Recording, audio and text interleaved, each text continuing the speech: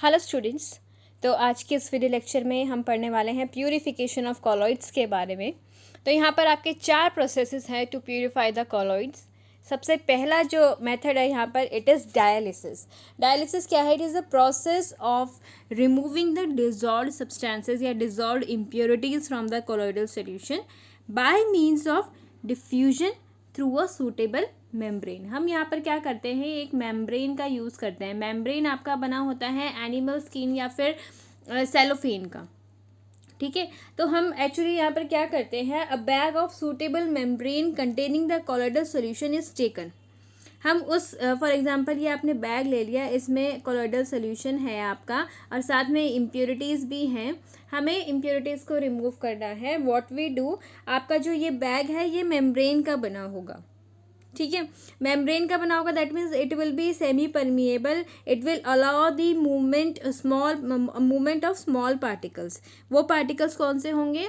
जो true solution dimensions के होंगे, जो कि इम्प्योरिटी है आपके कॉलॉइडल सॉल्यूशन के लिए, ठीक है जी। तो इम्प्योरिटी पार्टिकल्स आपकी ट्रू सॉल्यूशन डायमेंशंस के साइज की है, जो कि इस बैग से बाहर निकल जाएगी when we will take this bag in the flowing water, या फिर वाटर में आप एक कंटेनर लेंगे, इस बैग को उस वाटर में डिप कर देंगे, तो होगा क्या, कॉन्टिन्यूसली वाटर के फ्लो के कारण जो स्मॉल पार्टिकल्स है आपके ट्रू सॉल्यूशन डायमेंशंस के साइज़ के, वो डिफ्यूजन के थ्रू इस बैग से बाहर आ जाएंगे, ठीक है जी। बस यही प्रोसेस है आपका डायलिसिस का। आप डायग्राम देखेंगे तो आपको ज़्यादा समझ में आएगा। सबसे पहले आप डेफिनेशन देखेंगे, the process of separating the impurity particles of true solution dimensions from an impure sol by means of diffusion through a suitable membrane such as parchment paper और cellophane membrane is called dialysis. Clear हो गई बात? Simple सी बात है। आपने इसमें एक parchment paper या फिर सेल्फेन का एक सूटेबल बैग लेना है, ठीक है। उसमें आपने कॉलॉइडल सॉल्यूशन ले लेना है जो आपने प्यूरिफाई करना है, एंड डिफ्यूजन के थ्रू आपकी प्यूरिफिकेशन यहाँ पर होने वाली है। तो एपरेटस जो हम यहाँ पर यूज़ करते हैं उसे डायलाइजर बोलते हैं। It consist of a bag made of parchment paper और cellophane. The bag is filled with the impure sol to be purified and is suspended in a tank through which pure water is circulated. The impurities of the electrolytes present in the soul diffuse out of the bag, leaving behind the pure soul in the bag. Very simple. Diagram देखेंगे इसका। देखिए इस तरीके से आपने एक bag लिया हुआ है यहाँ पर, जिसे आप डायलाइजिंग मेम्ब्रेन बोल रहे हैं, जिसमें कि आपका कॉलॉइडल सोल है, साथ में इम्प्योरिटीज़ भी हैं जिसे आप क्रिस्टलॉइड बोल रहे हैं, ठीक है। एंड यहाँ पर कॉन्टिन्यूस फ्लो है वाटर का इस टैंक में, तो होगा क्या, डिफ्यूजन के थ्रू जो क्रिस्टलॉइड्स हैं, ट्रू सॉल्यूशन डायमेंशन के जो पार्टिकल्स हैं, वो बाहर आ जाएंगे कॉलॉइडल सॉल्यूशन से, एंड बैग में आपके पास प्योर कॉलॉइडल सोल बच जाएगा। क्लियर हो गई बात? अब सेकंड मेथड है यहाँ पर इलेक्ट्रोडायलिसिस। इलेक्ट्रोडायलिसिस कुछ भी नहीं है, सिंपली आप इसी एपरेटस में अगर 2 इलेक्ट्रोड्स लगा देते हैं, तो इलेक्ट्रोड्स लगाने से होता क्या है, इलेक्ट्रिक फील्ड जनरेट होता है, जिसकी वजह से जो मूवमेंट है आयंस की, ट्रू सॉल्यूशन डायमेंशंस जो यहाँ पे प्रेजेंट होंगे, जो पार्टिकल्स, उनकी मूवमेंट फास्ट हो जाएगी। वो ऑपोजिटिवली चार्ज इलेक्ट्रोड्स की तरफ मूव होने लगेंगे विद द हायर स्पीड। तो डायलिसिस के प्रोसेस को स्पीड अप करने के लिए we use the method electrodialysis. Clear हो गई बात? Under the influence of electric field the impurity ions move faster to the oppositely charged electrodes and the process gets quickened. This process is referred as electrodialysis. Same apparatus है, बस यहाँ पर आपने एक electrode लगा दिया एनोड, एंड यहाँ पर आपने कैथोड लगा दिया, ठीक है। सेम वही वाटर का फ्लो होने वाला है। सेम आपने डायलाइजिंग मेम्ब्रेन लिया है जिसमें आपका क्रिस्टलॉइड्स और सोल पार्टिकल्स प्रेजेंट हैं, एंड बैग में अल्टीमेटली आपके पास सोल बचेगा, pure sol, and impurities electrodes की तरफ फास्टली मूव होकर आपको बैग में प्योर सोल दे देगी। क्लियर हो गई बात? नेक्स्ट मेथड है आपका अल्ट्रा फिल्ट्रेशन। अल्ट्रा फिल्ट्रेशन में आप एक्चुअली क्या करते हैं, फ़िल्टर पेपर जो आपका नॉर्मल फ़िल्टर पेपर होता है उसे मॉडिफाई करते हैं। वो कैसे करेंगे ये जानेंगे, एंड क्यों कर रहे हैं हम उसे मॉडिफाई वो भी जानते हैं। एक्चुअली होता क्या है, जो ऑर्डिनरी फ़िल्टर पेपर होता है ना, उसके जो पोर्स होते हैं वो काफ़ी बड़े होते हैं, जिसकी वजह से जो इम्प्योरिटीज़ भी और कोलोइडल पार्टिकल्स दोनों के दोनों पास आउट हो जाते हैं उस फिल्टर पेपर से। तो we can not use the ordinary filter paper for the purification of colloidal particles, क्योंकि उसमें दोनों आपके पास आउट हो जा रहे हैं। तो एक्चुअली हम करेंगे क्या, पोर के साइज़ को डिक्रीज़ कर देते हैं अगर हम, ठीक है। तो एक्चुअली पोर का साइज़ छोटा होने से क्या होगा, कोलोइडल पार्टिकल्स फिल्टर पेपर से पास आउट नहीं हो पाएंगे। ओनली जो इम्प्योरिटी पार्टिकल्स हैं जो कि ट्रू सॉल्यूशन डायमेंशन के साइज़ के हैं, काफ़ी छोटे हैं, आयंस हैं, इलेक्ट्रोलाइट्स की आपकी इम्प्योरिटी होती है जनरली कोलोइड्स में, तो वो पास आउट हो पाएगी सिर्फ। अब बात आती है यहाँ पर कि हम जो फिल्टर पेपर है उसे बनाएंगे कैसे। Actually we treat the ordinary filter paper with the collodion या फिर जिलेटिन से हम उसे ट्रीट करते हैं, एंड उसे फर्दर हार्ड करने के लिए उसे डिप कर देते हैं फॉर्मल्डिहाइड सॉल्यूशन में।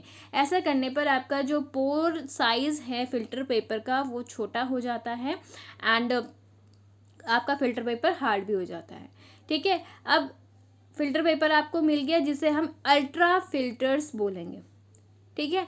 जो अल्टीमेटली आपको ये प्रोसेस करने पर फिल्टर पेपर मिलेगा उसे अल्ट्रा फिल्टर्स बोलेंगे, एंड अल्ट्रा फिल्टर्स को यूज़ करके जब हम फिल्ट्रेशन करते हैं, प्यूरिफाई करते हैं, तो उसे हम अल्ट्रा फिल्ट्रेशन कहते हैं। अब in ultra filtrations, the ultra filters is supported over a wire mesh and the impure soil is poured over it. The impurity particles electrolytes pass through the ultra filters while the larger colloidal particles are retained. तो आपके पास ultimately filter paper के ऊपर colloidal particles रह जाएंगे, and इस जो impurities होगी वो पास आउट हो जाएगी नीचे, ठीक है। By using the series of graded ultra filters, impurities of different size can be easily removed, and it is even possible to separate colloidal particles of different size from one another. Clear हो गई बात, simple सी बात है। Ultra filters में क्या कर रहे हैं हम, ऑर्डिनरी फिल्टर पेपर को अल्ट्रा फिल्टर में चेंज कर रहे हैं by treating it with the gelatin and dipping it in the formaldehyde solution. Important thing is this, ठीक है। अल्ट्रा फिल्टर्स आपने अल्टीमेटली तैयार कर दिए, एंड उससे आप फिल्ट्रेशन करें तो उसे आप अल्ट्रा फिल्ट्रेशन कह रहे हैं। अल्ट्रा फिल्ट्रेशन में क्या होता है, आपकी इम्प्योरिटी पार्टिकल्स जो पास आउट हो जाती है, एंड अल्टीमेटली आपको ऊपर क्या मिलता है, colloidal sol, pure colloidal sol, ठीक है जी। अब यहाँ पर हम प्रॉपर्टीज़ ऑफ कोलोइडल सॉल्यूशन भी फटाफट डिस्कस कर लेते हैं, काफ़ी छोटा सा टॉपिक है ये।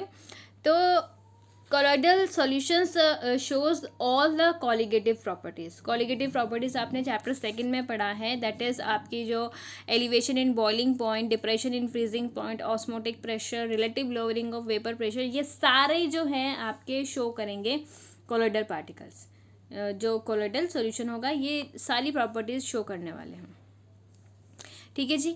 अब यहाँ पर सेकंड जो प्रॉपर्टी है वो है ऑप्टिकल प्रॉपर्टीज़। ऑप्टिकल प्रॉपर्टीज़ में आपके ऑप्टिकल लाइट से रिलेटेड है, तो Tyndall effect and colour show करते हैं कोलोइडल सॉल्यूशंस। अब टिंडल इफेक्ट आपने लोअर क्लासेस में भी पढ़ा हुआ है, क्या होता है, the scattering of the light by the colloidal particles is called Tyndall effect, ठीक है। लाइट का पाथ विजिबल हो जाता है। आपने लोअर क्लासेस में पढ़ा होगा कि अगर light of a beam of light is passes through the true solution, true solution से अगर हम एक लाइट को पास करते हैं तो वहाँ पर कोई भी स्कैटरिंग नहीं होती है लाइट की, and the path of light is not visible, can not be traced. But when the beam of light is allowed to pass through the colloidal solution, it gets scattered by the colloidal particles and the path of light can be traced. And वो bluish light होगी आपकी जो आपको दिखेगी, ठीक है। आप देख सकते हैं पिक्चर में यहाँ पर इस तरीके से आपको लाइट का पाथ विजिबल हो रहा है थ्रू द कोलोइडल सॉल्यूशन। इस तरीके से कोन बन रहा है जिसे आप टिंडल कोन कह रहे हैं। क्लियर हो गई बात, चलिए जी। अब नेक्स्ट कुछ कंडीशन है यहाँ पर टिंडल इफेक्ट कैसे शो हो सकता है, आपने लोअर क्लास में पढ़ा हुआ है। The diameter of the particles of the disperse phase should not be too small than the wavelength of the light used. जो भी आप लाइट यूज़ कर रहे हैं उसकी वेवलेंथ से मैच करता हुआ आपका पार्टिकल का साइज़ होना चाहिए। आप ये जानते हैं कि अगर बहुत ज़्यादा छोटा साइज़ होता है पार्टिकल का तो स्कैटरिंग नहीं हो पाती, ठीक है। तो जितनी वेवलेंथ की आप लाइट यूज़ कर रहे हैं उसके कंपेरेबल आपका डिस्पर्स फेज के जो पार्टिकल्स होंगे वो होने चाहिए। And the refractive indices of the disperse phase and the dispersion medium should differ greatly in magnitude, ठीक है। रिफ्रैक्टिव इंडाइसेस आपने फिजिक्स में आप पढ़ते हैं, ठीक है। तो डिस्पर्स फेज और डिस्पर्जन मीडियम का रिफ्रैक्टिव इंडेक्स में काफ़ी डिफरेंस होना चाहिए। क्लियर हो गई बात। नेक्स्ट प्रॉपर्टी ऑप्टिकल में है आपके colour of colloid. Colloidal solutions are generally coloured, ठीक है। The size, shape and nature of the particles determine the colour of the colloid. आपके कोलॉइड का जो कलर है वो किस पर डिपेंड करता है? कोलॉइडल पार्टिकल्स की साइज पर, शेप पर एंड क्या नेचर है पार्टिकल्स का, ठीक है। Larger particles absorb the light of longer wavelength and therefore transmit the light of shorter wavelength. जितना बड़ा आपका पार्टिकल का साइज होगा वो उतनी ही ज़्यादा वेवलेंथ वाली लाइट को अब्जॉर्ब करेगा।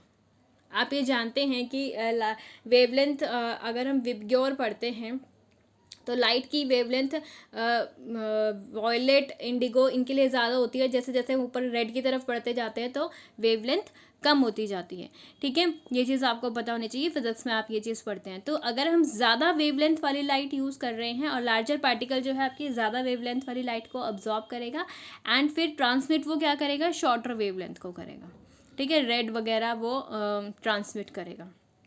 जैसे कि आप गोल्ड सोल में आप देखें, अगर पार्टिकल्स जो बहुत छोटे हैं तो सोल का कलर रेड होता है, बट अगर साइज़ की पार्टिकल्स का साइज़ जो है वो बढ़ता जाता है वैसे वैसे आपका कलर जो है गोल्ड सोल का वो पर्पल होता जाता है, देन ब्लू एंड फाइनली आपका गोल्डन हो जाता है।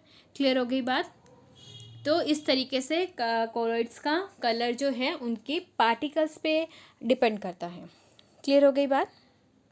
नेक्स्ट जो प्रॉपर्टी है कोलॉइडल सॉल्यूशंस की वो है ब्रोवियन मूवमेंट। काफ़ी इंपॉर्टेंट है। ब्रोवियन मूवमेंट क्या होता है? The continuous zigzag movement of the colloidal particles in the dispersion medium is called Brownian movement, ठीक है। आपने ये जानते हैं कि जिगजैग मूवमेंट जब होती है कोलॉइडल पार्टिकल्स की तो उसे हम ब्रोवियन मूवमेंट कहते हैं। तो ब्रोवियन मूवमेंट जो है वो इंडिपेंडेंट होती है nature of the colloidal particles but depends upon the size and on the viscosity of the solution, ठीक है। सोल्यूशन के पार्टिकल की क्या साइज़ है एंड उसकी विस्कोसिटी मतलब गाढ़ापन आप कह सकते हैं कि क्या विस्कोसिटी है आपके सोल्यूशन के। The movement of the colloidal particles increases with the decrease in their size and in the viscosity of the medium. जैसे जैसे कोलॉइडल पार्टिकल्स का जो साइज़ है वो छोटा होता जाएगा वैसे वैसे ब्रोवियन मूवमेंट जो है वो इंक्रीज़ करती जाएगी, ठीक है। जितना छोटा पार्टिकल होगा उतनी ज़्यादा ब्रोवियन मूवमेंट होगी। तो ये सारी कुछ प्रॉपर्टीज़ थी कोलॉइडल पार्टिकल्स की, जो कि काफ़ी छोटा सा टॉपिक है। जनरली आपको थोड़ा बहुत इसके बारे में पता होना चाहिए, ठीक है। लोअर क्लासेस में भी आप ये सब चीज़ें पढ़ते हैं, कुछ यहाँ पर ख़ास नहीं है। बट नेक्स्ट जो टॉपिक है वो काफ़ी इम्पॉर्टेंट है। वो आपका बेस्ड है charge on the colloidal particles के ऊपर, ठीक है। तो उसे हम नेक्स्ट वीडियो में डिस्कस करेंगे। Till then make your short notes students and all the best.